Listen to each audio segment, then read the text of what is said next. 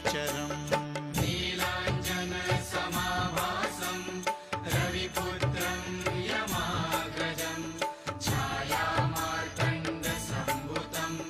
तं नमामि शनैश्चरम् नीलाञ्जनसमाभासं रविपुत्रं यमाग्रजं छायामार्तण्डसम्भूतं